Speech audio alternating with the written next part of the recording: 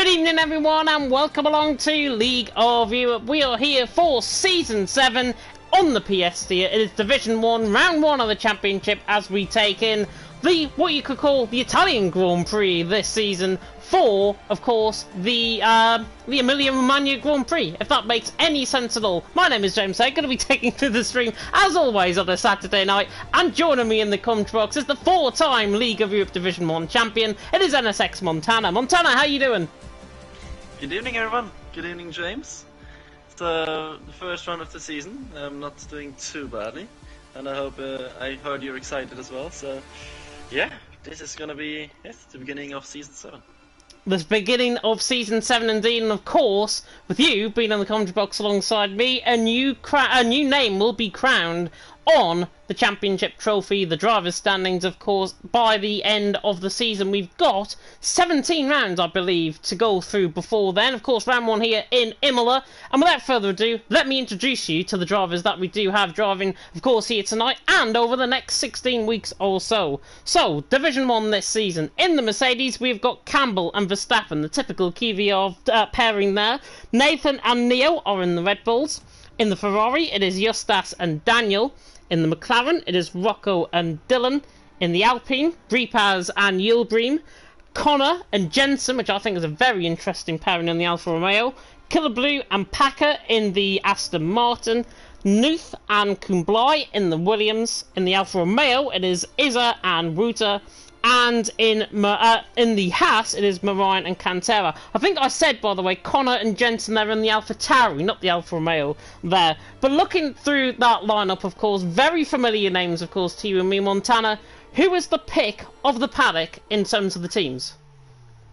How can I say this without sounding too biased?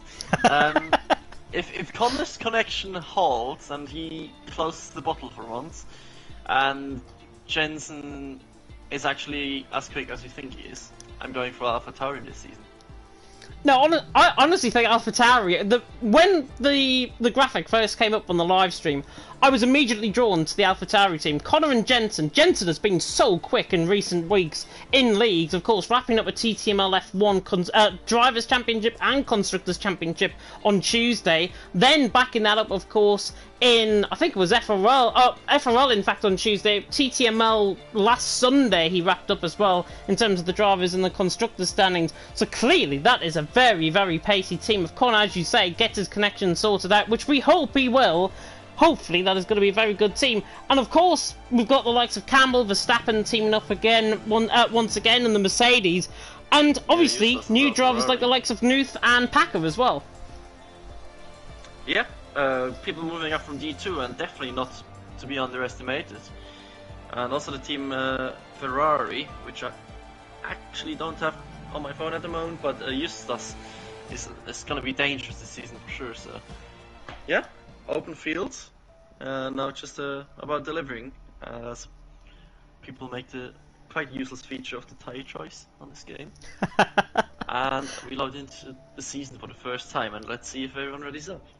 Yeah, hopefully everyone will ready up. Of course, we have got a full complement of drivers here tonight. Full-time drivers, I may add, as well. No reserves here tonight. 20 drivers about to do battle, of course, around the Autodromo Enzo Edino Ferrari, otherwise known as you and me, as Imola. First Grand Prix, of course, held here in 1980, with 32 laps awaiting the guys out on track, taking in corners like Tamburello, Villeneuve and Acqua Minerale. This is a track, really, that is for the driving gods. 1:15.4, the lap record around here held by Lewis Hamilton, and a race distance of around about 155 kilometres in length, with, of course, the circle length being 4.9 kilometres as well. And Montana, cast your mind back a couple of months ago now. Your experience of Imola wasn't as good as what people might have hoped. Could have gone better. I think people forgot what happened, so did I. Yeah. A tricky track, a really difficult one. You need to grind it so much to find the perfect ways, and it's still hard to put a lap together, so we'll see if the grandiose pole time of last time, a 13.6 with a wet setup, is going to be beaten tonight.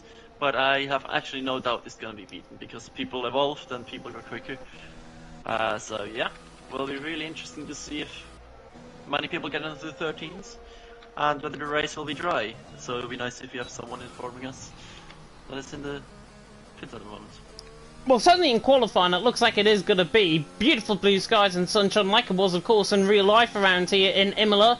Of course, last season. Packer was the first man out on track, of course, the American, who is racing, I believe, at around about 1 p.m. 1 p.m. US time, about 6:30, of course, over here. Packer, of course, being our American driver, joining from Division 2 last season, alongside Nuth, of course, who was also joined the Division 2 champion. And Packer really applied himself, I've got to say, in Division 2 last season, of course, joining Aston Martin alongside Killaboo, who was an F2 last season as well. How do you rate his chances coming into tonight?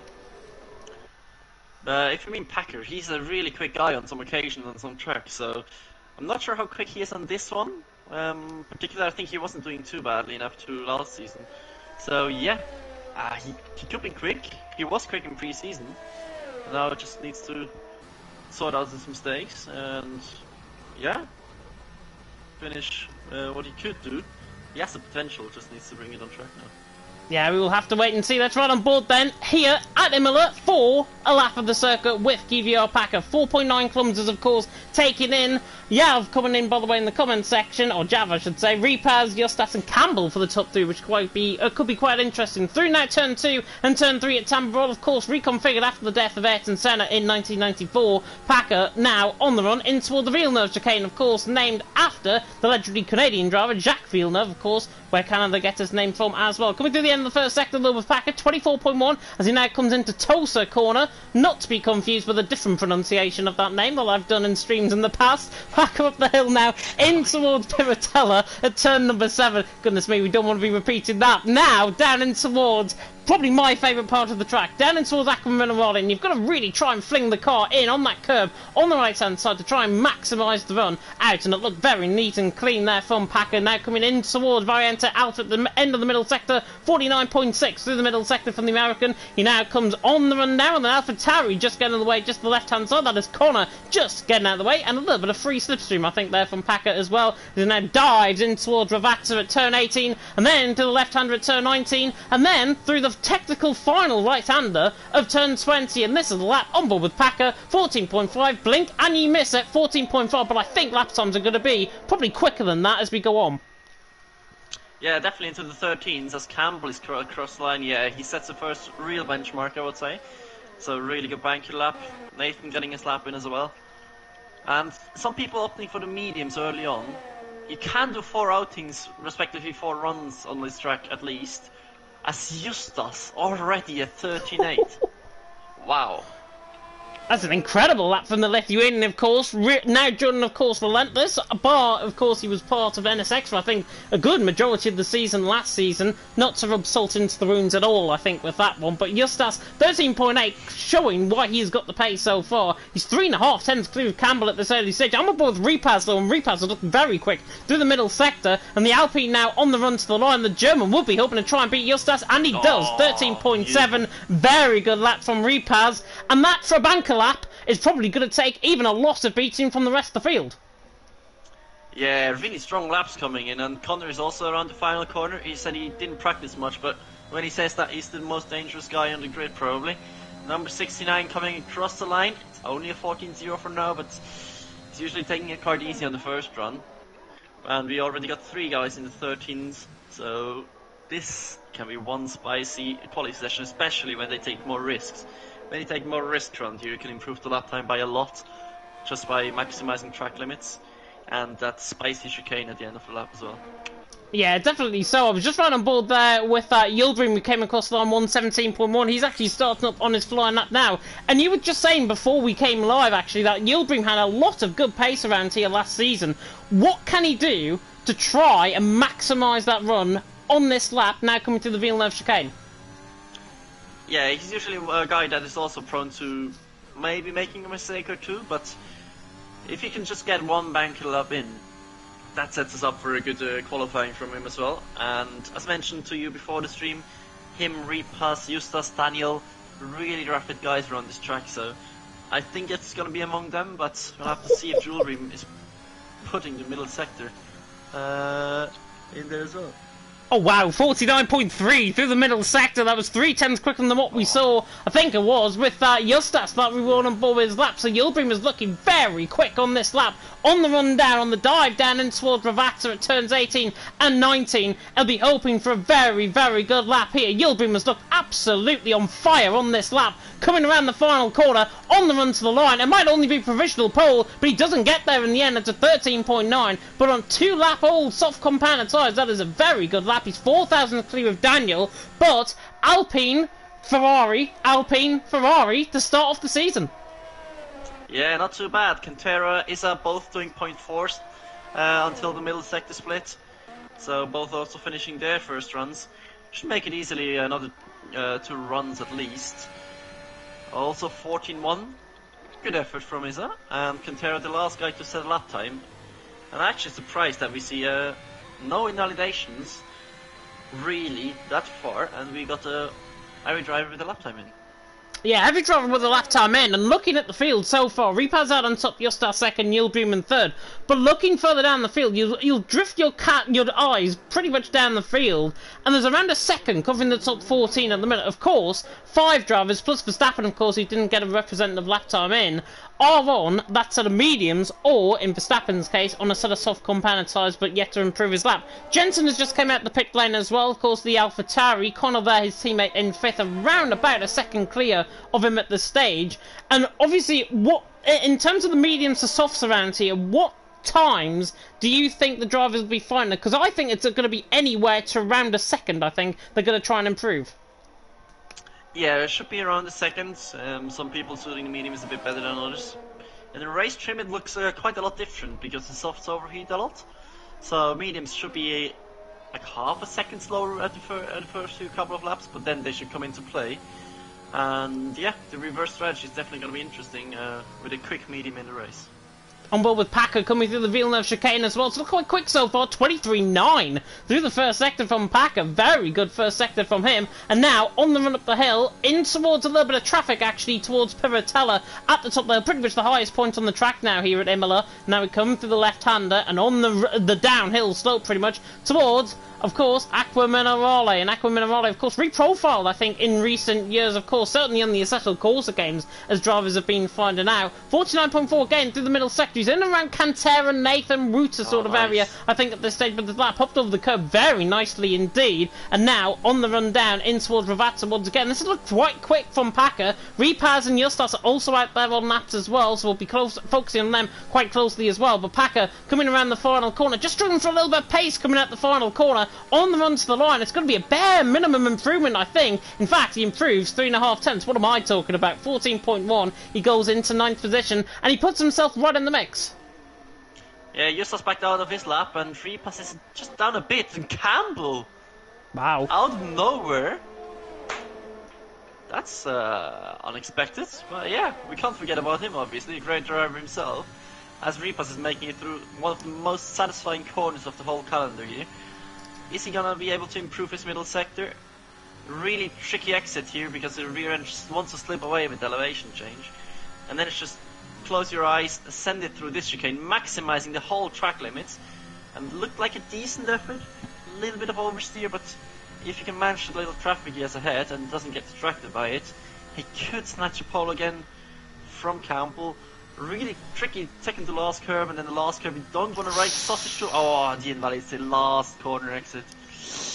He caught his front left wheel on the sausage curb, and that's what just flung the car wide. You saw it certainly run on board with them. Repaz invalidating. The track limits around here actually are not too bad as Connor goes quickest, 13.6. Good lap time from the NSX van. And now Connor out on top, Campbell second, Repaz in third. Justas, however, on a lap, picking on board with them, coming up towards Piratella, and he's 400s up through the first sector, flying through Piratella at turn number 8, and then on the run down the hill in towards Aqua Minerale again. These series of 3 corners corners that, of course, make up the middle sector. And now coming in toward the end of the middle sector. And this has looked quick from Justas. 49 flat through the middle sector. He's a 10th up, but can he try and find the time across Variante Alta? He can, but it was a little bit slow on exit, I've got to say myself. And now on the run down in toward Ravata. Let's see what he is going to do. Coming in towards now 18 and 19. Flicks the car to the left, and then once again flicks the car to the left again. And he's nearly sent it round. Goodness me. Good recovery from Justas, but he just got an over rotation basically through the final corner, and it's so easy to do that, and he remains fourth for now.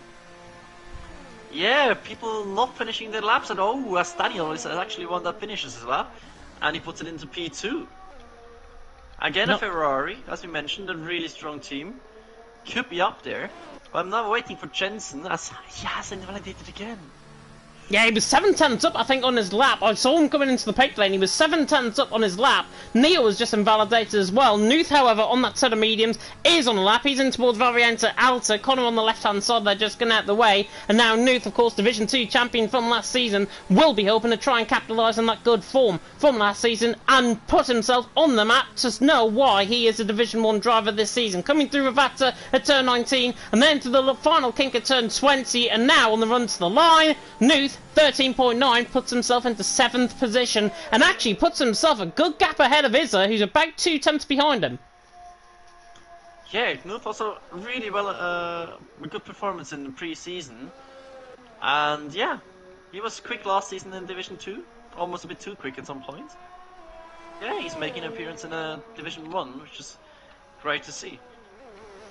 Daniel has done a 13.666, I think, what Jav has just picked up in the comment section there, which is very good indeed. He should be focusing on the man we're on board with now. Nathan down in towards Ravata, coming through turn 18, and then to the left-hander of turn 19. 2/3 through qualifying so far. Conrad on top, Daniel second, Campbell in third, and Nathan has looked very quick on this lap. On the run to the line, he goes 8th, and he just jumps into that little bit of a break we've got in the field. He jumps behind Nuth, and he's still around 2 tenths per second ahead of Izza, so he puts himself into 8th position. Of course, race winner in pre-season in America. Yeah, he absolutely murdered that penultimate corner, the inside curve there, so that's going to be a lawsuit for him. But he wasn't the quickest through the middle sector. The last sector looked really nicely hooked up, but he has got one more run, and now the pressure's a bit off him. Although P8 is still not great, he might want to eye into P11 if he can't improve it too much for that strategy in that case. Dylan on the lap as well, further down the field, 15.5. He took the Variante Alta at a pretty much, well, my pace, if I've got to be honest around that. I was going to say snail's pace, but probably around my pace through there. Now Dylan on the run towards the line. He is going to improve on this lap time. It's going to be a good improvement in the end. 14 flat, and he goes 10th. And I mean, he's probably going to he probably improved more than what I would have done, certainly on my lap around here. Conrad on top, Daniel second, Campbell in third, with around 4 minutes and 40 seconds to go in the qualifying clock. Connor, though, that 13.6 that he set, still to be beaten, but I've just noticed Repaz is now back out on track. He's on his outlap, 13.7. These drivers have set such a high standard so far in terms of their lap time. Just how hard is it going to be for them to try and improve once again? Yeah, especially under pressure. It's so hard to just tip one wheel over the wide line too much, the lap is gone. Just have a little slide, the tire temps are gone. But seeing Repaz out that early, he must go for 2 runs, or at least have fueled up. So in case he bottles the first one, he can take another one. Obviously going to compromise him a bit with a heavier car and also worn tires in case he decides to go for the second one. But it just takes off the pressure a little bit. But the other thing is the traffic that he's going to find starting his lap now. That's maybe an issue, but we have to see if he actually can. Yeah, I think he should be fine with the clean track ahead. Yeah, he should be fine indeed. We'll see him then onto his lap, coming across the line. 13.750 currently, his personal best. He's got a car just off to the right-hand side there. That is Campbell, of course, getting out the way. And now, Repaz down in towards turn 1 as Jensen has just gone 5th. Good lap time by Jensen. Goes across the line to go into 5th position ahead of Justas and Yildirim at the minute. But Repaz now coming through into the Villeneuve chicane on board with this lap. And he flies through there. And he flew too much because he's picked up an invalidation. Yeah, and that's why he has fueled up for 2 runs. So we'll see if he can make an improvement on the second one. But yeah, that's going to be 1 or 2% higher wear extra for him, also for the race. Just to keep that in mind. Yeah, Verstappen's on a lap as well, coming up the hill. He might just have a little bit of traffic. It's just Repaz getting out of the way to the left-hand side. Just thought Repaz was going to edge across as Verstappen has just invalid through Piratella. Honestly, I think we're beginning to get the commentators' curses out in round 1 of the championship so far. Yep. Now Justas is starting his lap, and I feel like he's the man who can break the 0.5s, maybe 0.4s even. Super rapid on this track. First chicane, a really tricky one. Do you want to cut the inside curve or not? He's deciding to go fully on it. 5th gear, quite high. Then just grind the curve slightly. Depending on setup, the rear might be a bit unstable. Absolutely sending it into this chicane. Don't want to hit the Sachs too much. Absolutely maximizing the track at a 0.80 in the first sector is absolutely massive. Then just make sure you have the traction out of the hairpin. Can be tricky at points. Then, as I said, one of the most beautiful corners if you did right. Just don't hit the grass on the entry. Cut the inside, don't run too wide. Took it quite cautiously, if you're going to say myself. Then another tricky one, really tricky tracking zone. Manages to stay within the track limits really nicely. And he might be on, oh, he's on for one. Absolutely send it through the chicane. Again, the rear goes away. And that Rear just goes away like in the run before. Yeah, it just degrades the speed coming through Varianta Alta as well, and now Justas on the run down in towards Ravazza. I think he's going to lose time in this final sector. He might just have a slight moment, like he had, of course, through turn 19 last time. This time, perfect. And now Justas on a really good lap, on the run to the line. Is he provisional pole? No, goes 4th ahead of Repaz, 13.721, his best lap so far. Campbell is only 200 down through the middle sector. Yeah, Connor off, he bottled his last run, so Campbell, can he do it? Daniel just starting his lap now, so you'll find the best track conditions from those guys. Repaz a 10th up in the middle sector as well. Campbell across the line, is he going to improve? Yes, he does. He doesn't improve his position, but he improves there into 3rd position still. Justas is 400 up through the first sector. Repaz, however, a 10th up through the middle sector, and now coming through the kink of 20 on the run to the line. He goes 3rd, 13.6. This still cannot beat the lap times of the likes of Connor and Daniel. Daniel 0.7 as well as Justas in the first sector, but Justas' ties must be gone in his ERSSD rating, so I don't think Justas is going to improve. And he cuts validate, so he cuts Varianta Alta. So unfortunate for Justas. Repaz is not on the lap. Daniel is not on the lap either. He's invalidated. Anybody else come through the field? Noother's a 10th up, however, coming through the final corner. Is he going to come across the line, the German, to try and put it on provisional pole? No, he goes 7th. Good improvement in the end, though. Upper position. Nathan around the final corner is invalidated. He looks like he's going to get another lap in, though. And Cantera, I think, improved as well. Just trying to see if there's anybody coming across the line. We saw an improvement. I think Yulbream, or Killablu, I think it might have been, up into 10th position there. Oh, Daniel just ran out of time. He was about to start his final lap, but just once the timer at 0, he literally crossed the line. So, do you have anyone on the lap now? Nathan, not. Dylan is 1-1.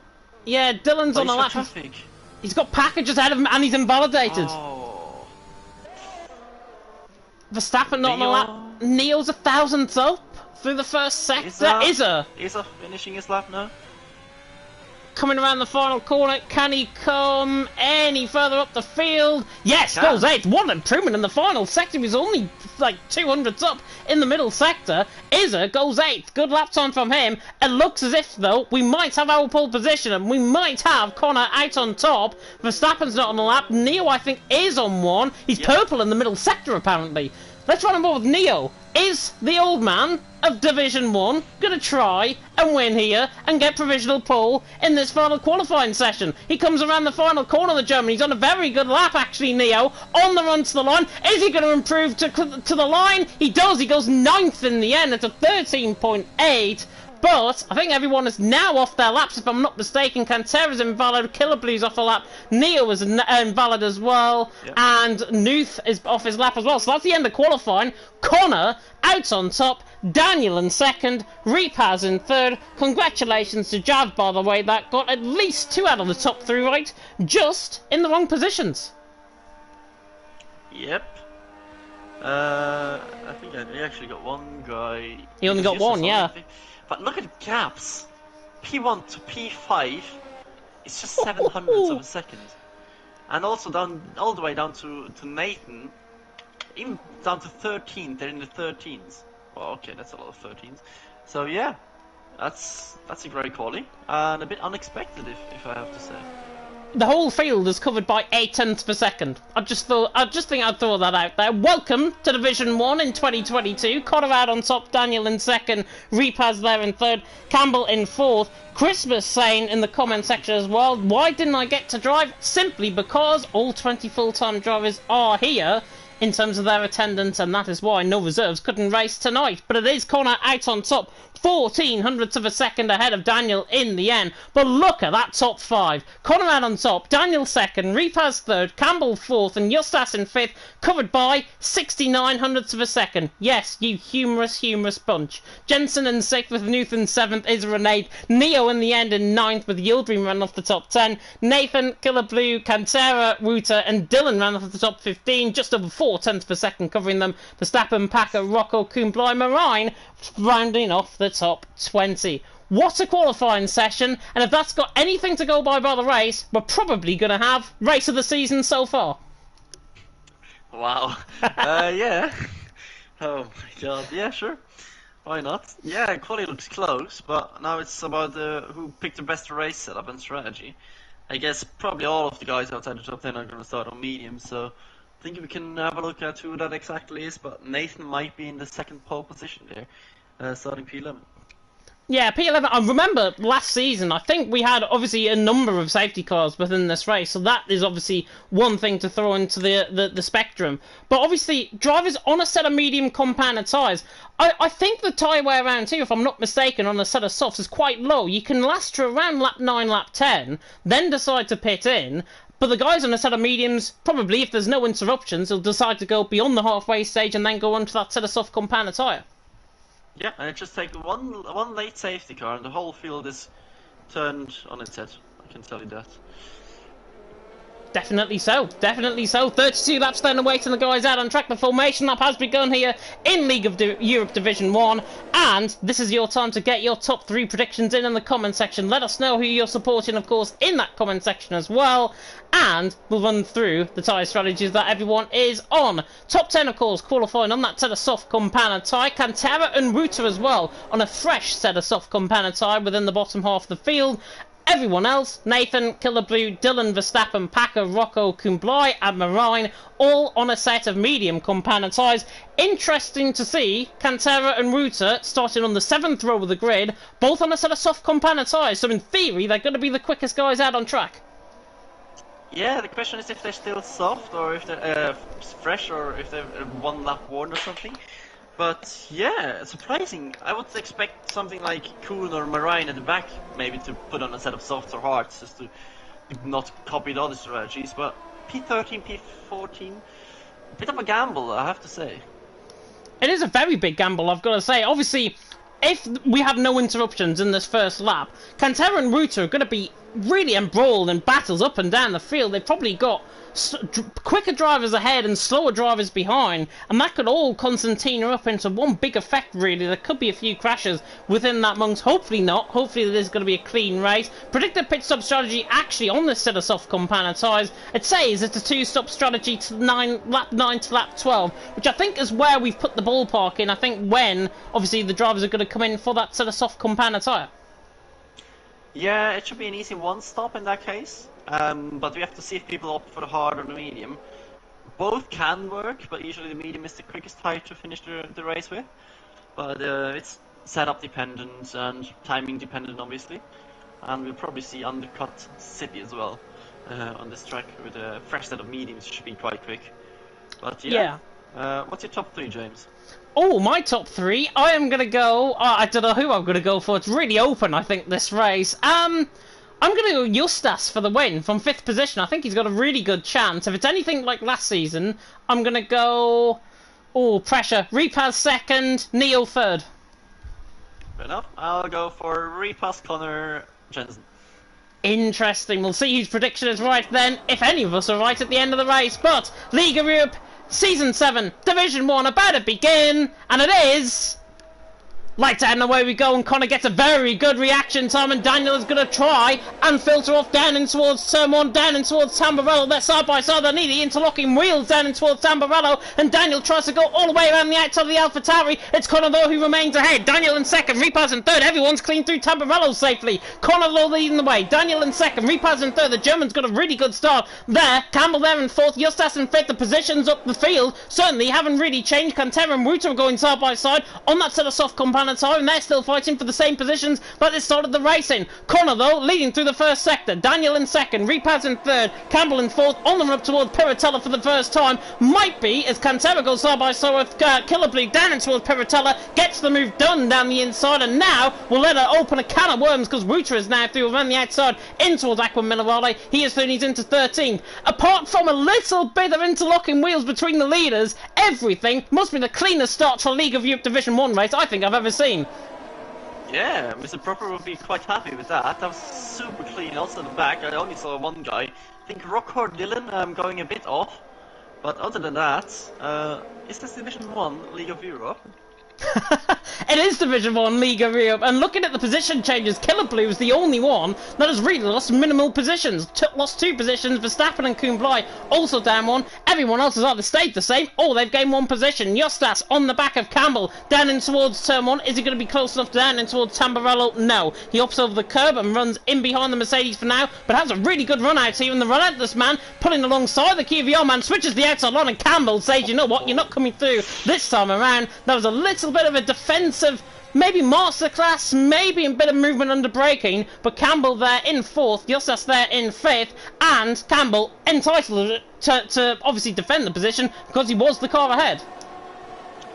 Yeah, definitely was. Now we see them bunch up all the way through turn 1, 2 and 3, mainly down to the huge slipstream we get on the main straight. It's quite a long, and because the wings are quite high with those drivers, it's just a massive slipstream, and now with the DRS coming into play soon as well, there will be some interesting turn 1, turn 2 shenanigans, I can tell you that. Yeah, definitely so. DRS zones, by the way, around this track are down in towards... hang on. They're down in toward the Villeneuve chicane, sorry, and then they're down... Actually, no, I'm mistaken. There's only one DRS zone, and that's down the start-finish straight. My apologies. Connor leading the way, Daniel in second, but I think Daniel might attack him down towards turn 1. He is looking close here, 3 tenths behind on the AlphaTauri just ahead, and the Ferrari closing in, but I don't think he's going to be close enough, and in fact, anyone throughout the field, nobody is close enough. Onto lap 3 of 32 we go. Connor leading the way, Daniel in second, Repaz in third. Everyone going very cleanly indeed, but of course, we've seen it before, the curbs can catch people out. Yeah, they definitely can, and you have to be careful with track limits as well, so you just don't get any stupid warnings early in the race, because that can just destroy your confidence a bit for the next couple of laps. So important to keep a clean sheet. And now with the DRS we should see a move from Daniel this lap onto Connor into turn 1. Now we'll see if Repaz can also follow through. If he just uses a bit of energy, just gets a bit closer, he can make it to maybe 3 wide, or maybe even snack Connor as well on main straight. Yeah, on board with Cantera there, coming down in towards Aqua Minerale, and Cantera's doing a fantastic job. He's in 12th position, but he needs to try and gain that position past Nathan. Of course, Nathan on that set of mediums, Cantera on that set of softs. He's only got really limited running on that set of soft Companatore tyre to try and make the move, so it is crucial that he tries to get the move done as soon as possible. Connor leads the way though, yep. But Daniel, look at the DRS, look at the ERS and DRS deployment running down the straight. Connor, I think, is going to be a sitting duck running down the straight. He's going to be overtaken, possibly by Repaz as well, certainly by Daniel. Don't think he'll get overtaken by Repaz, but Daniel now through, and he's into the lead of the race down in towards Tamburello. Very easy move there from Daniel. Connor didn't want to defend, didn't want to fight that, and why should he? He's got more ERS than him. Yeah, he's saving up quite nicely, not wasting it like Daniel just did a little bit. Quite hard to gain back ERS, also because of the high wings, but we might as well see the first yellow flag here. Marine went off. Marine is off, coming through the exit of Tamburello. That curb is so deadly. I've seen Rocco crash there, I think, last season. Marine is round. Luckily, I think he's only gone into the gravel, and no front wing damage on the car, no suspension damage on the car by the looks as well. So Marine is continuing right down on the back of the field. Daniel just got a little bit squirrely coming out of Aqua Minerale, now in towards Variante Alta, but he is holding a 7/10 lead, and he's trying to desperately get away outside of this 8/10, 9/10 slipstream range. Connor, though, is going to try everything in his power to try and stay there and try and stay within that DRS range. Yeah, yes, both Ferraris so really limited, sliding just a little bit everywhere. That can hurt them, especially on the soft. Oh, Connor's round! Connor's gone! Connor is round, coming out the final corner, and unfortunately for him, he's going to rejoin track, I think, safely. Oh my goodness me, thank God for the ghosting system, because that could have ended up in an absolute disaster. Connor down into 17th, he lost the car, coming out of the final corner at Ravazza, and he's basically just got rear happy. That's what you were saying with the Ferraris, they were just getting a little bit rear happy. Connor exactly showed that. He took too much curb, flicked one car, he tried to correct it, it went the other way, and that's why he's rounding down on 18th. I bloody jinxed him, didn't I? Why did I even open my bloody mouth? Yeah. That's Connor out of the picture for this race, I believe. It'll be difficult for him to climb his way back up, but Repas could stay within the DRS window to Daniel. Have to see if that gap opens up. That's Daniel's chance now, but at the same time, he's wasting ERS. Repas doing everything he can to stay within, so he's pulling the whole train behind him still. Oh, there's a big traffic back. Cantera's round coming through Aqua Minerale. I'm not sure if he's lost his front wing. He does actually reset the track, I think, and he has lost his front wing. So the front wing has entirely come off the hats there of Cantera. Luckily, it looks like the marshals have cleared it up in time, and therefore no safety car or VSC out on track. Packer is right on the back of Dylan, coming down in towards Ravazza as well. And there's a little bit of a break forming, really. The top 12 in a DRS train. Dylan now is considerably under pressure from Packer. Of course, Packer, Division 2 driver last season. Dylan, of course, former Division 2 driver the season before. As now, Packer will pull alongside, and yeah, Verstappen is going to come storming at Packer as well, but I think it's going to be 2 for 1. Packer and Verstappen are through, and either through into 13th and 14th position respectively. Cantera into the pit lane to repair that front wing damage. Yeah, you can just see that there's no way of defending anything like this when you don't have the DRS. And the people behind are like within 6, 7, 10. Just almost impossible to defend unless you got really low wings. But the main pack is still intact. It's just, as you said, a break forming between P12 and 13. And it'll be interesting to see if they can catch up again, or if the softs at the front still have the pace to pull the train. Justas had a right moment coming out of Aqua Minerale there. He flicked the car sideways, and again, a bit rear happy. Yeah. That car looks very unstable, I've got to say. He's losing time through the corners. On the straights, he might be good, but down the corners, he is really losing time. Dylan has dropped past 2 positions as well. Rocco and Connor now through as Marine picks up the first 3-second penalty of the night. And Justas before then, I was going to say, he was right on the back of Campbell and trying to fight for position as Nathan has picked up a 3-second penalty. Wouter right on the back of him. And is he going to get the run down in towards turn 1? I don't think so. No, not really at the moment. But yeah, first 2 penalties of the season picked up. Well, will probably be plenty more tonight. But yeah, Nathan, that can be costly at the end of the race. Or penalty already in lap 6.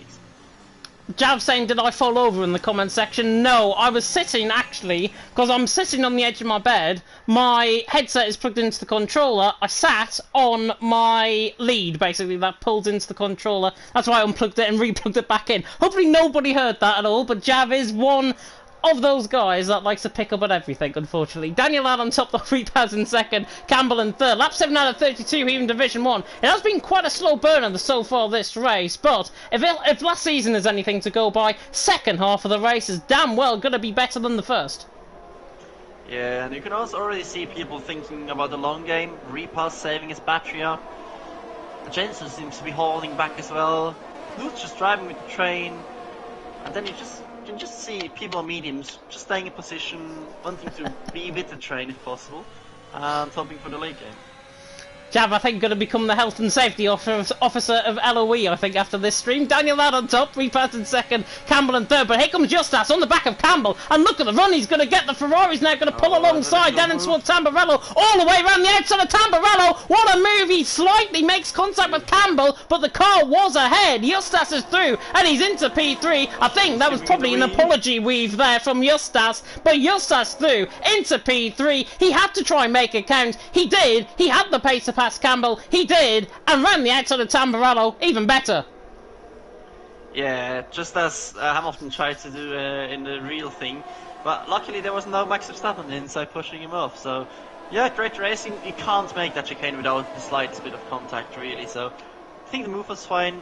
I don't know if Justas was apologizing, he was just saying to Campbell, hey, you got the DRS as well, so thanks for the invite around there. Well, of course, they're going to be under pressure as well. Jensen has looked very, very nice in this DRS train as well. And then you've got Nuth and Izza, who were catching Jensen as well. So the front seven, I think it's starting to pull away slightly. Neil was there 7/10 behind. He's just losing a bit of slipstream to Izza. And that slipstream, of course, will cause you to go outside of the DRS range eventually. Daniel leading the way. Repaz in second, Justas in third. Drivers, though, coming into the pit lane. Justas and Campbell are in. And I think rightfully so, because the undercut around here, is it more potent than an overcut? Yes, it should be, but Repaz! You never know. With a virtual safety car, maybe. Oh, but that's a late one. Jesus Lovely move. Christ. Yeah, lovely, but they're just going to cost each other time now if they start battling, so the undercut is big, but you obviously have to be careful that there are no virtual safety cars coming up. Yeah, Repaz was on the inside line there, Daniel, albeit I cut her at late. Daniel was on the outside line, and it looked to me as if Daniel was going to try and outbrake him around the outside, like we saw with Justas, but Repaz, I think, was the car behind, on the inside line, broke later. Through he goes, little bit of contact, but you said before, contact there, 2x2, basically into the corner, doesn't really go, and Repaz now into the lead of the race. And I think for Repaz, his chances in this race, he absolutely needed that move, because the gap between him and Justas coming out the pit lane at the minute is 26.1 seconds. Pit stop around here is around 26 seconds. This could be quite close. Yeah, he wants to be ahead of Daniel, so he doesn't fall into a DRS train situation. So he can be maybe P2 once he exits the pit. But you'll see, he's actually having a good lap, pushing a lot with DRS. He must pit now. No, he's staying out. Wow. Stays out an extra lap. Nuth, however, coming in, and Yildirim coming in as well. So, Alpine and Williams both into the pit lane. Nathan, by the way, on a set of mediums is now up to 5th. He's got Wouter chasing him down in 6th there. Killer Blue and Verstappen as well, looking quite good. Is Connor yet going to go for a move on Rocco down the hill, down the straight, I should say, in towards turn number 2 at Tamburello. Around the outside, this might be even better than Justas' move. It is better than Justas' move, but actually Rocco's going to try and get the switch back, and Connor catches the curb. Connor catches the curb. Luckily, speeds across the track and the ghosting system is once again in play. But Connor, those curbs are really catching him out tonight, and I think he should just follow my advice here. Patience is a virtue. Yeah, as Justas has crucially got past Marine. No virtual safety car yet, but Connor, never mind. Connor off again with the hot tires, obviously. But they're now going to catch him as well. Is he going to cost him time? A little bit. And Campbell is stuck behind Marine. Yeah, Campbell is stuck behind Marine, but also stuck behind Connor as well, because Connor is just ahead of Marine, and he on a wearing set of soft compounded tyres, with Campbell on a fresh set of mediums. This is not ideal for Campbell's race at all, because Connor is literally like a rolling roadblock coming through Aqua Minerale. And there's contact between Campbell and Connor. And he's broken his front wing as well as Campbell, and that might deploy the first VSC of the season. Campbell, nowhere to go. We got boxed in by 2 cars that were going inevitably slower than him, and literally wrong place, wrong time, I think. Yeah, you can't really blame anyone. Campbell obviously wanted to go for the ambitious move there on both of them, or maybe Connor there, but at the same time it was a dangerous one, and as you saw, both of the other guys not getting out the corner as quickly as he expected, and the contact just screwed him over there, and that's a big one. It is a big one indeed. Killer Blue on through on Verstappen. Kumbla and Dylan are fighting up the field as well. And I was focusing too busy on Nuth passing Connor down the straight, and he's into 14th position. Verstappen though on the back of Killer Blue. These guys of course on that set of medium compounded tyres. And these guys will be on that wearing set of mediums now, because we're going now into towards the second third of the race. Jensen leading the way 3.4 seconds ahead. I'm actually shocked that Jensen has not pitted yet. He's pitting this lap, he's drained all his battery, squeezed it like a lemon. Now he needs to nail the pit entry. He's probably going to come out behind Daniel, but you'll be in there with the freshest set of tyres. And we'll probably save up his battery once he's in the train. Connor's round coming through Aqua Minerale again, looking at the mini-map. He's off track there, pretty much where... Shocker. Yeah, it also went up, but Verstappen is going to be alongside Killer Blue, running down the straight. Packer could get a 3-wide move as well, running down the straight. He's got a slingshot outside of his teammate, and now we'll get the move done on his teammate. So Verstappen and Killer Blue through, Verstappen and Packer, I should say, through, and he's into second and third. Killer Blue now down to 4th. Rocco in this in 5th. He's coming along very nicely in this race so far. Justas, however, look at how far clear he is compared to Jensen, who was just literally come out the pit lane. But for Jensen, actually, this could work more in his favour, because he's came out ahead of the pack of cars that he was ahead of initially within the pit stops. Plus, Yeah. he's got 2.5 seconds of free air to run into. That could be a great strategy from Jensen. Although tire wear is not really an issue and not a big advantage, but you'll take anything you can get here. And his car looks really stable all race long. Sorry for that, Jinx Jensen. But yeah, if he can now find his way back to the train ahead of him, maybe with the help of the existing medium runners up top, that could be a great call from him, especially because he came out ahead of Fluke. Yeah, definitely. So I think Jensen has gained 8 tenths per second this lap alone. He's 1.7 seconds behind now. He's 2.4 coming out the pit lane. So it's around 8 tenths, but he gets a little bit squirrely coming out of Aqua Minerale. I mean, Nuth behind him runs massively wide. Goodness me, they both made mistakes there. I think Nuth was trying to follow the same line as Jensen, albeit run a little bit wider than what was initially possible, I think. So Nuth might have picked up a warning for that. I've done that before, though, and I haven't picked up a warning for that. However, Packer on the back of Verstappen, running down in through Tamburello, not close enough there. Further down the field, though, I think Izzo is going to get the move done on Marine. They're pulling side by side, and actually Marine lags a little bit, and Yildirim is going to try and filter between them both. It's like the parting of the Red Sea with Moses, and Yildirim, and Izzo make contact, and it's like Bottas and Russell, 2021. Yildirim and Izzo both round pretty much at the same point, going into the braking zone. Izzo picks up a 3-second penalty. That is an absolute, and well, it wasn't an inevitable collision, but Yildirim and Izzo both intertwine wheels down in towards turn 2. Bottas, Russell, eat your heart out. Who needs synchronized swimming when you got synchronized spinning there? Yildirim and is obviously maybe a bit of lag included. You never know with those guys. Both getting penalties and both obviously racing the bin as Marine has dropped it again, I think. Yeah, I think he had a slight mistake coming out of Wutter and Neo. Oh yeah. Wow. Okay. I think Neo made a mistake possibly coming up the hill there. Yeah, must have done so.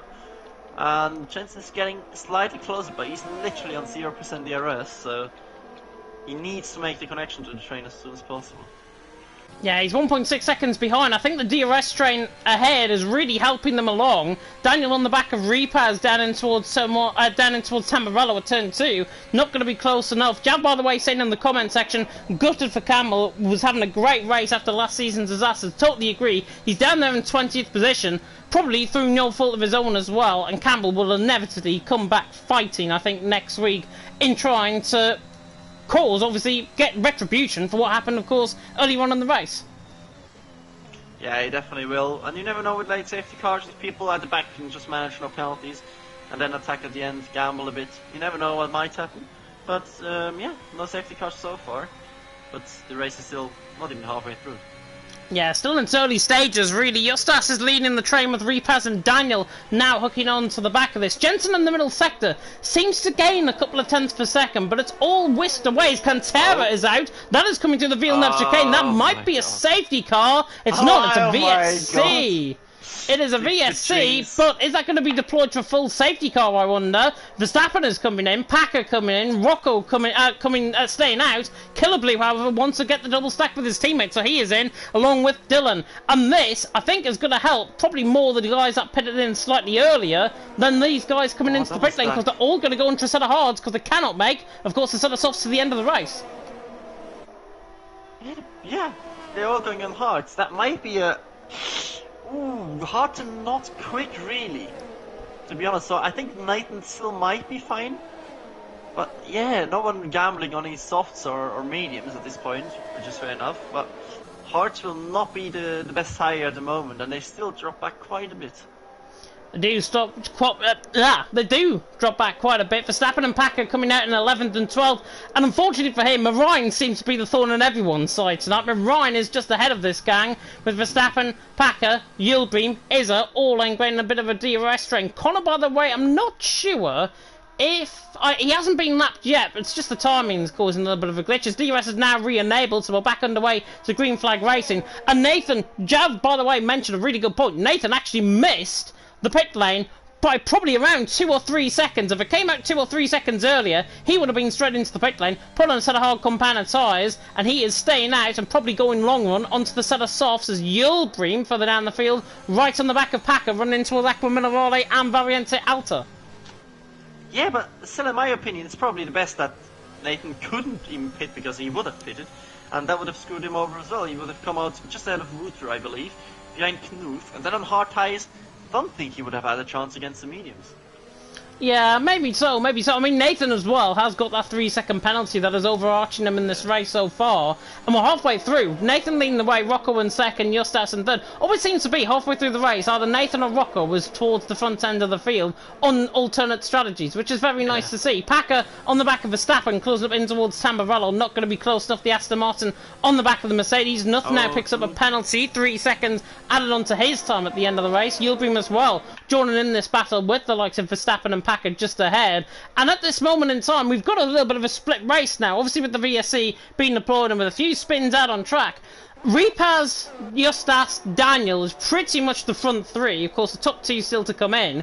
And Jensen, I think, has gained under that VSC and is just barely within the DRS range. Yeah, he just needs to get into the DRS range now. He's sending it through the chicane, getting not the best exit, but he needs to have a late braking into the penultimate corner, because that's where the DRS detection zone is. Is he going to be able to just slide within a second gap? No, he's not. So one more lap of suffering outside the DRS zone, it seems like, for him, but he's getting closer and closer. And Daniel now actually quite close to Repaz, is almost losing connection. Yeah, Daniel on the back of Repaz looks quite quick, I've got to say. He's saving up that ERS. He's got 70% compared to Repaz on around about the same level. Justas ahead of them, 19%. I'd be very concerned with the use of Justas's ERS at this stage. Justas, 22% of ERS, getting a little bit squirrely as well coming out of the Villeneuve chicane. Repaz and Daniel in behind. It almost looks to me, and I'll say this now, Repaz and Daniel, it almost looks like they're not breaking sweat in behind Justas, and they feel that they could just probably attack him at any time. Yeah, they really do, and the lap times on the hards are not good at the moment. Got to say, almost a second off what the medium runners are doing at the moment, so yeah, they're struggling. Oh, Marine's ran out wide coming through Piratella, got caught in the grass with the rear right, and now Packer, all of the back of him, in towards Aqua Minerale. Is he going to try and get the move done on the hill, in towards Variante Alta? Will try and get this move done. He is closing in, but doesn't want to risk it. And I think the American has to, obviously, just sit in behind, wait for the straight to come, and wait for that DRS zone to come, of course, the sole one down on this track here in Imola. Packer on the run down in towards Ravata, still getting quite close to the back of Marine, and he nearly got too close because he nearly went into the back of him. Coming out now through Ravata, Nathan leading the way, Rocco in second, Justas in third, Repaz attacking Marine, frees up Packer, but frees up possibly into a 3-wide scenario with Yildirim chasing him down in towards turn 1. I don't think he's going to be close enough. Israel's being left behind by these guys as well, and we remain as we are with Packer and Yildirim staying in position. Yeah, really interesting race at the moment, and from now on, the softs could make it to the end.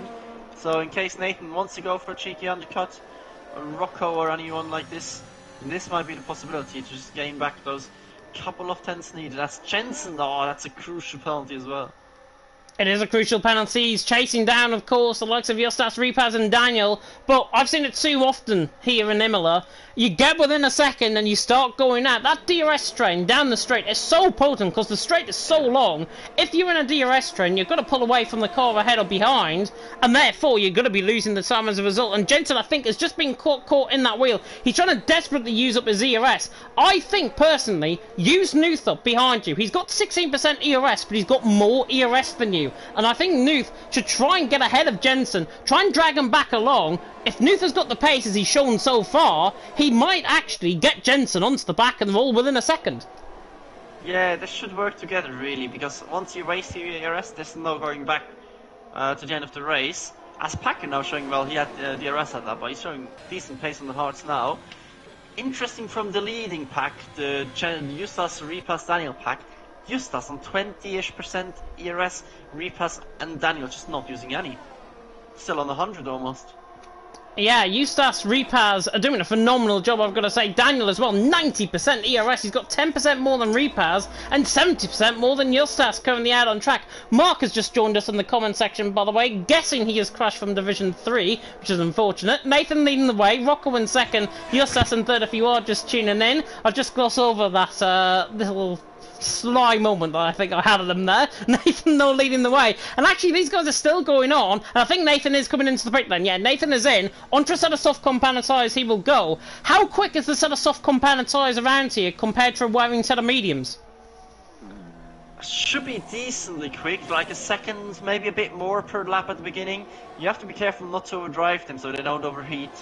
For the power drivers, that's the front tyres. For the rest, probably the rears.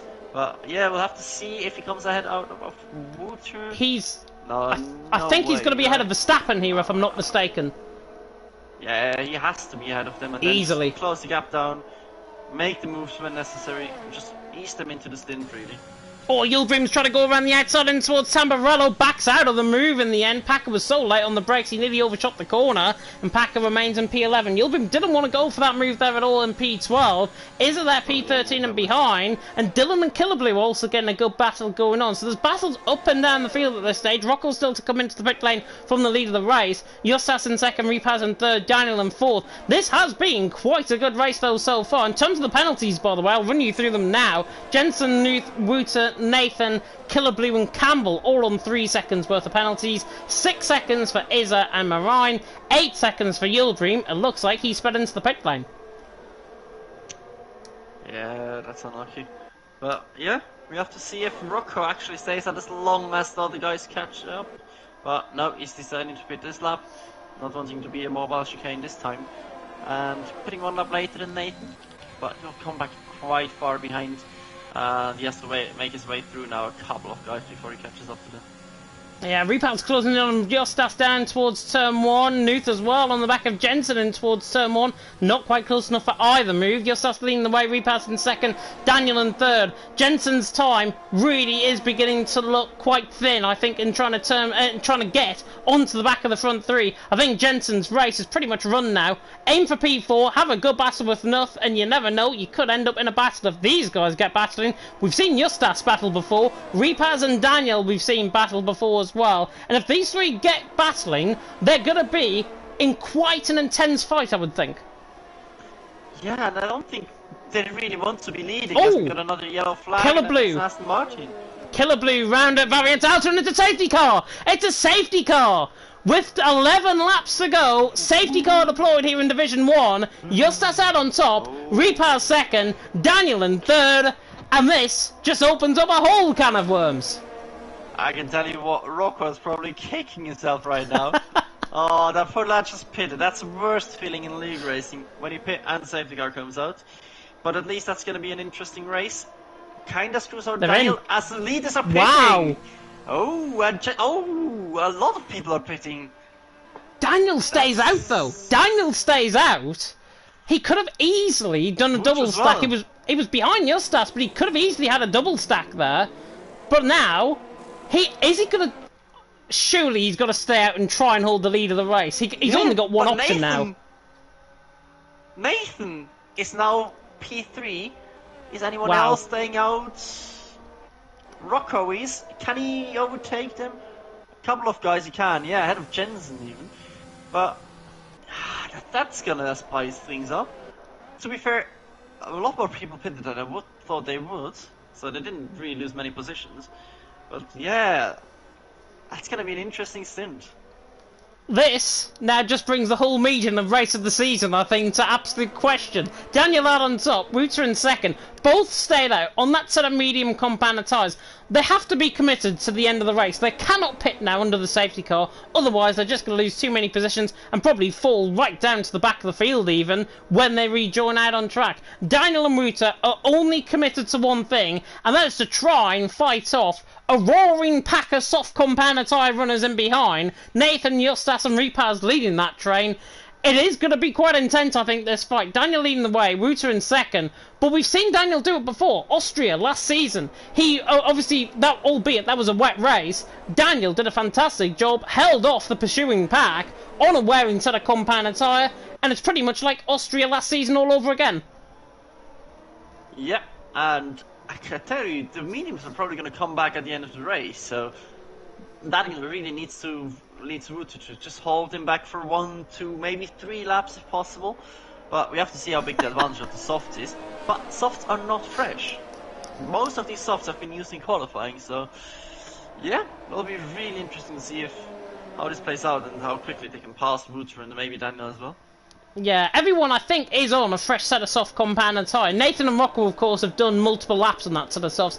Everyone else has done at least one lap now on that set of soft compound and tyre. So, that really begs the question, what were you being more favour of? If you were in the leader's position, Montana, and I know you're going to probably speak this from a driver's experience, Daniel there in first, what does he have to do to try and fend off the pursuing pack if you were in his shoes? If I am in his shoes, I would do a really slow restart, make sure to get tires warmed up as hot as possible beforehand. Slow restart, catch everyone off guard, build a gap to Wouter of like 1 second-ish, push for 2 or 3 laps to the rest about 50%, and then see how quickly it blows past Wouter, then try to settle into P2 if the soft runners are too quick. Yeah, definitely. So, Jab, by the way, in the comments section, which is what I laughed at. Good lord, there's more curveballs than Emmerdale here. If you don't know what Emmerdale is, it's a famous UK soap. You might have heard of it, I don't know, but there we are. Yeah. Daniel on top, Wouter in second, Nathan in third. And also Jav has just come in and saying, I don't trust Repaz and Rocco to go side by side cleanly, which is quite interesting. Of course, he has been off one of his own near-own drivers there in Rocco. Repaz, of course, there in fifth has done a fantastic job, I think, in this race. But Rocco there in sixth, I thought he would have been further down the field than necessary under the safety car. He's there in sixth. Nathan came out a lap ahead of him, and he's there in third. So it just comes to show what a lap under the safety car can do with basically Nathan and Rocco on the fresher strategy and on warmer tyres, separated by 3 positions. Yeah, really interesting to see. Also about the comment from Jeff, we can just stop the sentence after I don't trust Repaz and Rocco, to be honest. Don't need the rest of it. Well, side-by-side cleanly, we have seen, though, contact between Issa and Yulbring in this race before. And obviously, if you get intertwined down in towards someone, we might have more Russell and Bottas moments down in towards Tamburello. But hopefully, it is going to be a fantastic race. And hopefully, nobody is going to be aggressive, as Jav has just put in the comment section. We hope for a really good restart. We saw a very, very clean first half of the race. Let's end off the second half of the race as we did the first. Yeah, it's going to be a lot more hectic this time around. You need to make the positions before the DRS train strikes again. But yeah, will be interesting to see how quickly they can pass and how well this one is going to be. Obviously not starting side by side anymore, but still, this might be a lot of aggression on this restart especially, because it's the easiest way to gain positions.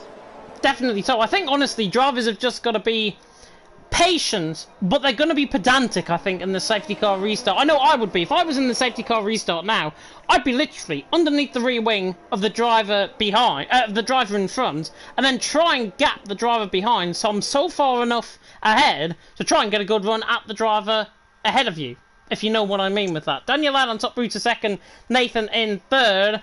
And it looks as if the safety car is going to be coming in this lap as we now come through Variante Alta. Daniel is now the virtual Bernd Marlander. He is now the virtual safety car. And he is going to try and channel the inner Montana and try and slow up the pack down in towards Ravata.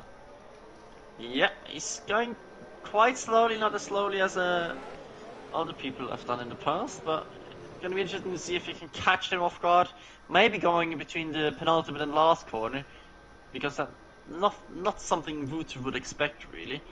More like out of the last corner, so he might go now. Now he's leaving it late, taking it late apex. I've been completely wrong, why not? Oh, he's doing a Bottas, isn't he?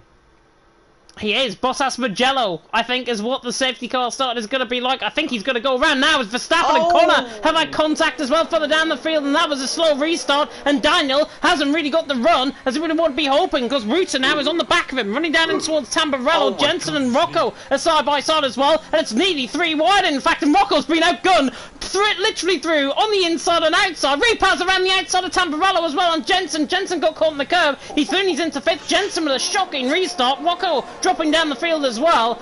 Really, really unsafe restart, I think, especially from further down the field. Verstappen and Packer came into contact. Connor and Campbell, I think, came into contact as well. Daniel, though, leads the way. He's got a 5/10 gap, but now Nathan is already through on Wouter, and on that set of soft compound tyre, he can hope that Wouter, his relentless teammate, can hold up another relentless teammate as he picks up another 3-second penalty, which now is going to come back to bite him. Yeah, he now needs to pass Daniel this lap and just pull away like he's never done before in his life. Some mad stuff going on in the background. Connor making it 4 wide at some point, I believe. Oh my goodness. Campbell nearly stucking his nose in there again with Connor. Connor being quite aggressive. Don't know about a penalty, haven't seen that. But yeah, wild stuff in the midfield. And Nathan now on the back of Daniel, who nearly loses it in Ferrari fashion there. I think Izza might be round as well, just coming through Ravazza, but now Nathan's going to have a run at Daniel, down in toward Tamburello. Is he going to get this move done without the DRS, or is he going to try and fake him? I think he's going to fake him, because Daniel holds the inside line. It was a good defence, and Marinas came into the pit lane and retired. Yildirim and Izza both got caught up in that collision. Nathan again on the back in towards Villeneuve, but not quite close enough. Daniel leads the way. Nathan in second, Justas in third. 7 laps to go, 6.5 laps as you're being picky. Jensen got overtaken, I think, by Ruta there. Re-overtaken by Ruta. He's up into 5th, and now Jensen on the inside of him, in towards Piratella. And Nathan down the inside in towards Piratella, but Jensen back on board with him, in towards Piratella. Gets the move done, but there's contact between them both, and Jensen forced the issue down the inside line there. I'm not sure if there was a lack of space maybe between them both, but Jensen into 5th position, Ruta now all the way down into 9th as a result of contact. Yeah, Nathan now trying everything to get as close to Daniel as possible. No social distancing going on here, but this is hectic stuff until everyone in for a shout at the victory. Especially the guys without any penalty. Oh, Daniel's made a mistake! Daniel makes a mistake! Maybe on purpose? No? No, I think because he no. Can come back. Oh, he won't have the DRS though. Well, the slip should be enough. Nathan out of DRS already after 2 laps of racing. And what? Justas. Yeah, watch out for Justas. Justas is not going to make this 3 wide. He's boxed in, sliding down and towards Tamburello. Nathan back down the inside line of him. Justas has to back out, and Repaz gets around the outside, and there's all sorts of contact. Nearly contact, and Rocco and now Jensen are side by side. In behind, Rocco Thuni's into 5th. This is getting quite pedantic out on track. Daniel leading the way. Nathan in second, Repaz in third. This is exactly what Daniel would be hoping for. Everyone falling over each other and behind, and you're nearly getting a second gap away from Nathan. Daniel is still in the lead, and Repaz with the move of the season. I can tell you that was outrageous, just setting it up perfectly on the exit. But this is not over yet. People flashing like Christmas trees with a ERS light on at the back. This is not over. This is League of Europe Division 1. Welcome along if you are just tuning in. 5.5 laps to go. Daniel leading the way. Nathan in second. Repaz in third. Yildirim has just picked up the latest 3-second penalty. Further down the field as well, I think Ruta and Packer are nearly going side by side and toward Ravazza. Ruta stays ahead for now. Connor now up to 12th position as well. Everyone just seems to have flooded in towards the comment section as well. But Nathan on the back of Daniel, on the run in towards Tamburello. I don't think he's going to be close enough. He's actually derating down the straight. Is he going to be close enough though? He waltzes to the outside line in towards Tamburello. Daniel backs out of that, and I think fair play for Daniel for backing out of that. Daniel now into P2. Nathan Thuni's into the lead of the race, but Repaz on the inside line in towards Villeneuve gets a phenomenal run, and with that DRS laps that up. Lovely move by Repaz. He showed really good form around here last season, remember, and now he's through in the P2 and again in a podium position like he was last season. Yeah, he just has to manage his urge to make babies with cars by crashing into each other. But yeah, Repaz probably in the best position now. Cleat Daniel, and Justas is probably his main threat now if he can get past Daniel as well. Both of them reasonably enough ERS for the last couple of laps. Nathan literally out of ERS, Daniel out of ERS, so them two will be in trouble now. But Justas is the one that I think is probably going to laugh this up, because he's got 67% of ERS, and on the back of Daniel, who's basically got none, he can enact a little bit of team orders, I think, here, because Daniel's on the slower tyre, Justas is on the quicker tyre. Why not let your teammate through, have a go at Repaz, and then try and get the race win? Exactly, as Mark points out in the comment section. Thank you very much. Yeah, Repaz now on the move. DRS absolutely OP on the straight. Nathan derating. Is he going to do it this lap? Is he going to wait? He's going to wait for sure. He just has to be patient, save his ERS. And Justas obviously past Daniel now with the Ferrari switch. So Justas needs to make the move on Repaz as soon as he can. Definitely think so. Nathan leading the way. 4 laps to go here in Imola. Repaz in second, Justas in third. Nathan, remember, has got 6 seconds worth of penalties overhanging him at this stage. At this moment in time, he's going to be dropping possibly behind Knuth Jensen. He could be outside of the top 10, Nathan, at this stage in the race. Nathan leading the way. Repaz in second, Justas in third. Justas is hanging back off the back of Repaz, and I think this is quite crucial because the Lithuanian hanging off the back of the German, he doesn't want to try and attack the German so far in this race. Nathan is getting away, but on 2-lap older tyres, those tyres are going to be shot towards the end. These tyres are still going to be coming online as we go towards the final stages of this race. Justas and Repaz, I think, are in prime position to try and get Nathan down in towards Tamburello, possibly, I would think, penultimate lap or at least the final lap. Yeah, Repaz now, probably the best solution would be just hanging a bit behind, 8th, 10th maybe behind Nathan, so he's not running into him into turn 1 really. And Justas keeping behind again, seems to be having quite a decent top speed, but not enough again, and you can see how potent that Slipstream DRS is as Rocco gets past Daniel, easily no issues. Daniel not really in trouble with that early ERS wastage. And remember as well, Rocco was all the way down the field earlier on. I think he qualified, what, 18th position? He did, 18th position, 14 positions gained. Nathan qualified 11th, 10 positions gained. Connor, unfortunately for you, you're inside of the points in 11th, but penalties, of course, are going to be key as more penalties get picked up by Izza there. Nathan leading the way, Repaz in second, Justas in third. It's through the middle and the final sector, I think, that Nathan really comes alive on that sort of soft Banner tyre. Repaz and Justas in the minute can't stick with him, coming through Aqua Minerale, and just look there, he pulls 2/10 clear of the field as Knuth spun in the background coming through Aqua Minerale. Oh, that's a shame. He was doing so well this race, but that's just put him at the back of the field now. And the next round, Justas making sure he's closing the gap. Oh, he's not going for it. No way. Oh. If he went for the move there. Repaz close to Nathan, and Repaz almost has to pass Nathan this lap. He has and to. Justas is going to be there. Justas is pushing it. He's got the DRS in enable, and he's now got the ERS in infection, and now Nathan is going to be closed down by both Justas and Repaz. It could be 2 for 1, and now 3 wide in towards Tamburello. Justas can get them both. Justas down the inside line. What a move! Oh, he cuts him up. Repaz now into second, but Repaz down the inside line, slingshotted to the inside. That must be the overtake of League of Europe Division 1 ever. Justas through to the lead of the race, Repaz in second, Rocco in third. My God, what have we just seen as Packer has crashed coming through coming to the Villeneuve chicane? What have you just witnessed? That's literally Belgium style Schumacher Häkkinen. Nathan, the guy in the sandwich this time, and Justas with a forceful move into turn 1 and 2. Just cutting off Repaz slightly. Repaz probably shouldn't have stuck his nose in there. But now, Justas less ERS than Repaz. 1 more lap to go, 1 more DRS straight to go. That's his race now. As Daniel gets a penalty.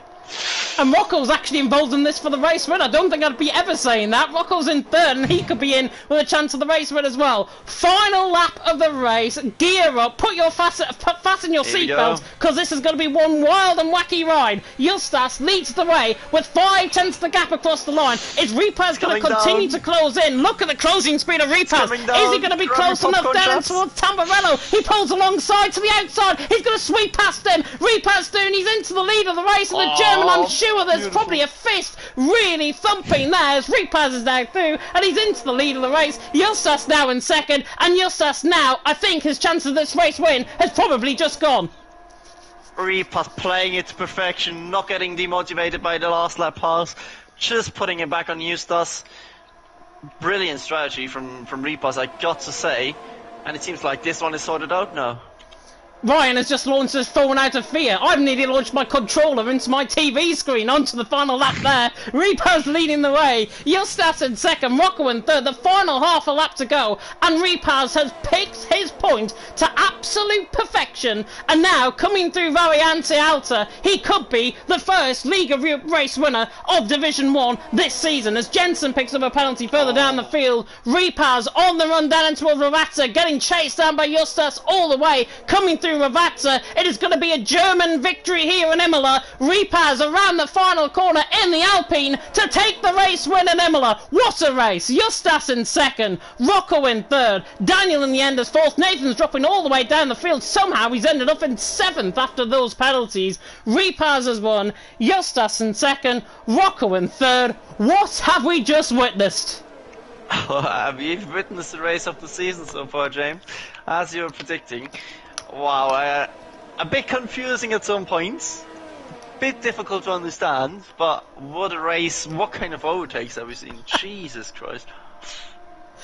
I think you'd be wanting to get back out there on track rather than stick in the commentary box with me after that one. Not gonna lie, that gets me a bit excited, yeah.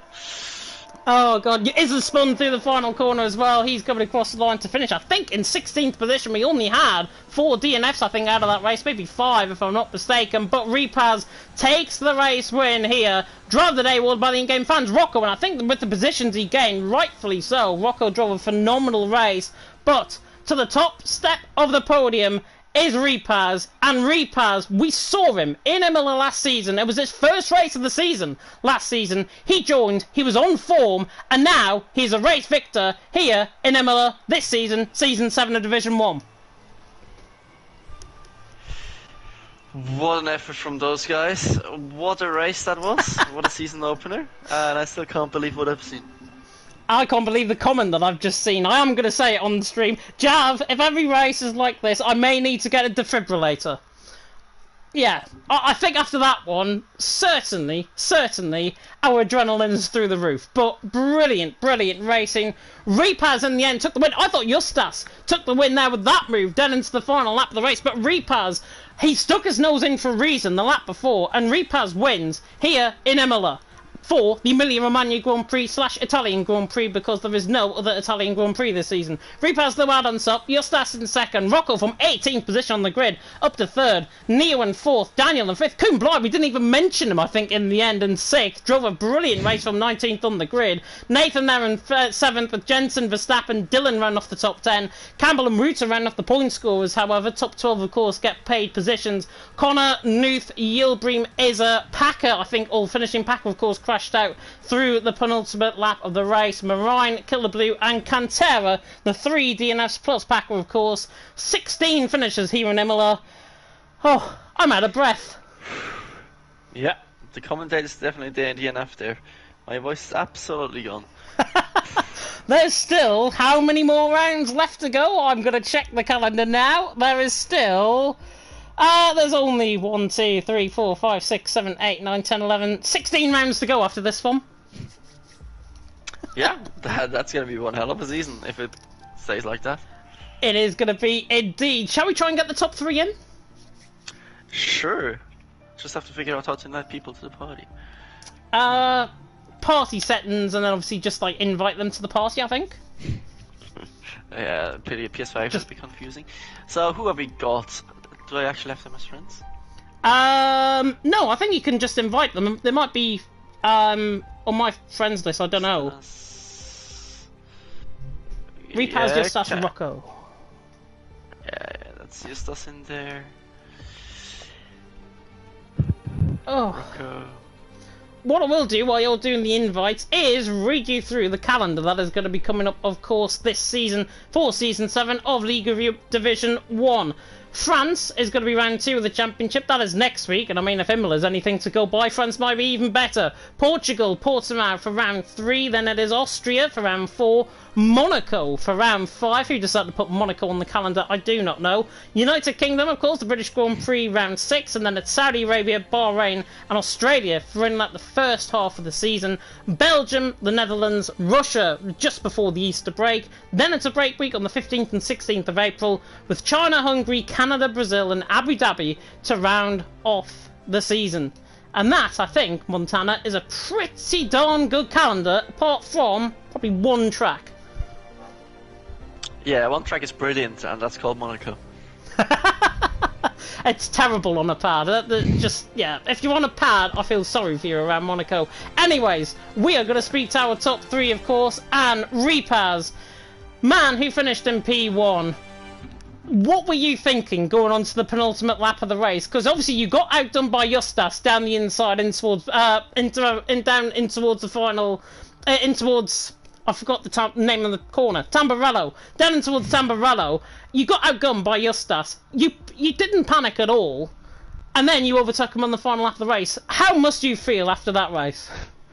Yeah, it was really hard. I think the lap before it was really close with Nathan, and yeah, I was a little bit scared. I thought I could hold P1, but yeah, at the inside I was unlucky. So yeah, he had a better line, and then the last round, yeah, I tried to stay as close as possible, and I knew that I had a pretty strong setup for the straight. I think I run 8-5 rings, so really fast, and I knew, okay, now push it out everything, and yeah, really close, but yeah, enough. And yeah, then last lap, just don't get another warning and just drive it home.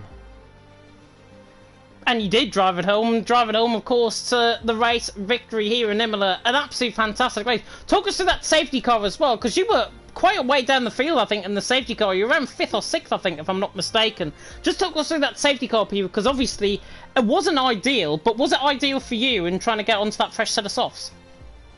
I think without a safety car it would be maybe the same result, with me and him at 1st and 2nd place.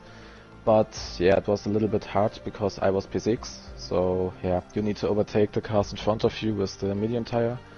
But yeah, it worked well, I think. Just the one moment with Nathan was a little bit close, but I think it was fine. Yeah, it certainly kept us on the edge of our seats, that is for sure. And obviously Montana's voice is completely gone as well. And I'm actually going to come across to Montana. Any questions?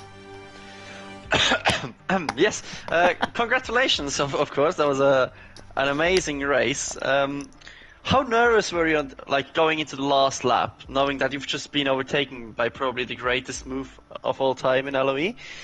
At the same time, being pushed off a little bit by Justas, I felt. How nervous were you going into the last lap? You said you have a low wing setup, but still, were you sure you were gonna get him? No. And with the moment with Nathan and Justas, I really pushed my ERS, so I didn't have so much ERS left for the last possible moment. I think only 20%, but I saw that Justas has less, and yeah, I just tried to push the whole lap like a qualifying lap without getting any warning.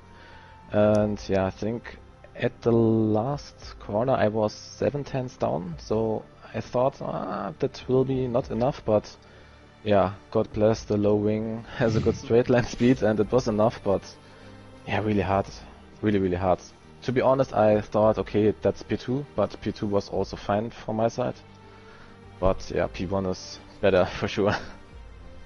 Yeah, congrats again, and looking forward into the season, how do you see yourself in the championship? Because we know you're quick, and obviously next race you're going to start with the name NSX Reapers. How are you looking into the season? Yeah, I think the calendar is quite okay for me. Not the best tracks for me, but also quite good one. I think it will be a really hard season, because before the race nobody knows who will get pole or who will win the race. That's something really crazy. I think today qualifying was 3 or 4 tens, like 15 cars or something like that. Yep. So yeah, it's just to get a lap done in qualifying, which is maybe the most important part. Yeah, and then you are in the DRS train. Maybe get a good pit stop, good pit stop window. But yeah, looking forward, for sure the target is to win the championship, like in every like in every race you want to win, get the championship. But yeah, in this league here it is really hard because yeah, I would say it's the hardest and quickest overall casual league on PS4, PS5, so pleasure to be here. I can feel that, and congrats again. And that is all from me as well, so good enjoy your evening, Repaz. Yeah, thank you. Very welcome indeed. My voice has gone as well, I think, after that one. Rounding off, of course, in terms of the interviews, we've got our P2 man, and our P2 man, of course, is Justas, if I'm not mistaken. Yeah, it is Justas, in finishing in P2. And Justas, of course, you held the lead going on to the final lap of the race. It must be heartbreaking because you were literally that close to victory. If he's here. Damn, bro. Probably has to travel all the way to Lithuania with his connection. He's shocked. My man froze. Well, once hopefully we get Justas in. If not, then obviously we might try and have conduct it into another way. We will speak though to Rocco, of course, finishing in P3. And Rocco, you did a fantastic job out on track. It was a brilliant race from your perspective. Talk us through it. Yeah, I'm really happy with the result, considering I'm terrible at qualifying. So that was not nice, but just got to rely on the strategy, really. Enough people crashing out. Just carry on from last season. Well, you picked your way through the field, which I've got to say, that safety car, if that safety car didn't come out, I think you would have been well down the field and probably outside of the points, I think, in the race. I'll say that just genuinely. But that safety car, I think, really helped you out in terms of your race, especially, and also Nathan's race, who obviously, I think, was 3 positions ahead of you coming out the pit lane. Yeah, safety car really helped. There was a VSC halfway through, and I was like, well, there's no point going to the hards, and you're just putting yourself out the race then, I feel. So I thought, I may as well carry on. If there's a safety car, then I'll benefit loads, and if not, I just go on to the softs, have a bit of fun, see if I can gain some places. But yeah, worked out nicely. I think I picked up 1 warning in like the last 3 laps, and that was it, the whole race, so that was nice to see. But yeah, luckily everyone was clean that I was fighting, so it helped me get through a lot easier. Honestly, I was shocked in terms of the driving standards tonight. I thought the driving standards could have just dropped slightly, but for first race, probably the best first race of the season ever in League of Europe Division 1. I will rate it that highly, I think, after that. Yeah. Brilliant results from you, though, Rocco. I'm going to cross to Montana. Any questions? It probably was so clean because I wasn't driving, but yeah, congrats to Rocco, you lucky bastard once again. Lucky? It's not lucky if it keeps happening. Yeah, sure. Yeah, obviously a great result from you, and now you're actually in the top 3 in the championship, if I'm not mistaken, if my calculations are right. So how does that feel, mate? Feels right. If I aim for 50 points this season, I'll be chuffed for that. 15 in the first one goes a long way. Yeah, that's true, and obviously some great tracks for you coming up. What do you think you can do next week? What track is it? France. James? France. Nothing. Okay, so yeah, try an alt strat again. See if I can get a nice safety car halfway through or something. Just keep it clean on pens and let everyone else take each other out, and hopefully benefit from that. Yeah, so I'm looking forward to seeing you this season. Hopefully you have a lot of luck as well next week, and you can even enhance your performances this season. But yeah, congrats on your podium. Thank you very much. Thank you for commentating, boys. Great job as always. You are very welcome indeed. And we're going to now try the lines once again to Lithuania. I feel like it's a bit like the Eurovision Song Contest, I think, with this. Justas, are you now here? Hey, you hear me? Yes, we can hear you. Fantastic. Of course, finishing P2 tonight. Obviously, I don't think the result you would have wanted. You probably would have wanted the race win. Talk us through that race, though, because you pulled off, I think, one of the best moves I think I've ever seen. Oh, thank you. Yeah, I think I'm disappointed by my quality. I think it was not the race. I had a great race pace. I think I underperformed my quality, so I had to work a lot to get where I was. Yeah, it was really close. Obviously, being overtaken on the last lap was a bit disappointing, but overall, I think P2 is a great start of the season. Yeah, fantastic start of the season, and obviously you got embroiled in that battle with Repaz on the final lap of the race.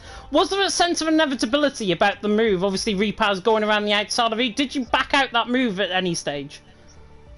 No, I was aggressive. I thought Iripas was playing quite smart, just not overthinking Nathan. So I had to be aggressive to try and get the move.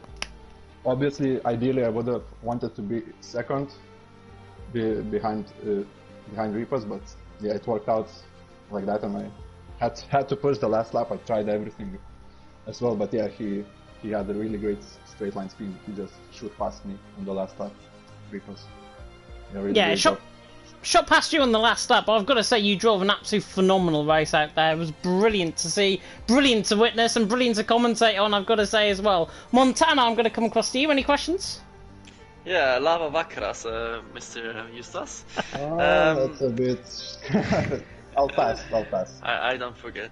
Yeah, so yeah, great race for me, obviously. Thank you. How do you rate that performance? Do you think you can do better in France? And maybe a slipstream on the last lap and the DRS from a lapped car would help you? No, Daniel will be too quick to be a lap down. No, this is never happening. Nathan? I think it's more of the same. I think I have a good pace in France as well. I'll try, obviously, I'll be aiming for the win. But we'll see, because the grid is really stacked. So it's just, you keep guessing who's gonna be on the top. Yeah, I think just as today showed, you're on the pace and you're looking strong for the season. And you obviously have a really quick teammate with Daniel. So yeah, I hope you have a good one next week as well. And we chat a couple of more times so I can improve my Lithuanian. Yeah. Yeah, go and enjoy your evening, Eustace. Thank you. Goodbye, guys. Goodbye. See ya. And that is our driver interviews. Thank you so much to everyone, of course, who joined and participated in the driver interviews. Much appreciated. Of course, they come out of their own time, probably to practice for other league races, to come here and speak to us just before, of course, we get into more action on the League of Europe channel. Of course, Division 2 and Division 5 going to be coming up at 8:10 UK time. If you haven't subscribed to the channel, please do so. Please witness more races than that. Hopefully we're going to be treated here in Division 1, and of course Division 2 and 5 will be live. It is of course Daniel Hoggard and J. Cole taking you through the action for Division 2 and Division 5. It is not either Bryn Mike this season, unfortunately. I need to get up the tweet of who's commentating on what tier, because that would be very helpful at this stage. Unless Montana knows and can get me out of this absolute ditch that I'm putting myself in. I've got no clue, mate. There we go. Killer Blue and Packer, 2 Division 1 drivers taking you through Division 5. 8:10 UK time. Division 3 was running over slightly, so maybe a little bit of a delay, maybe 5 minutes delay or so. I think they've just finished though, so I think we might be fine in terms of the racing there. But Montana, final thoughts on that race, and overall driver of the day? Driver of the day must be Replus for me, because he drove so well, consistently and smart, with beautiful moves. But yeah, this season is looking spicy, and I'm looking very much forward to it, and next week as well. Yeah, I'm looking forward to it as well, and I've got to agree, Repa is definitely driver of the day from my perspective as well, so he will get the driver of the day vote from us here in the commentary box for Division 1. That, though, is the end of tonight's stream. If, of course, you have liked the stream, like, comment, subscribe. Tick the notification bell, of course, if you are new. Myself and Montana will be back next week to commentate for you once again on the French Grand Prix. But the only thing that leaves for me to say is thank you so much for watching, and until next time, goodbye. Goodbye.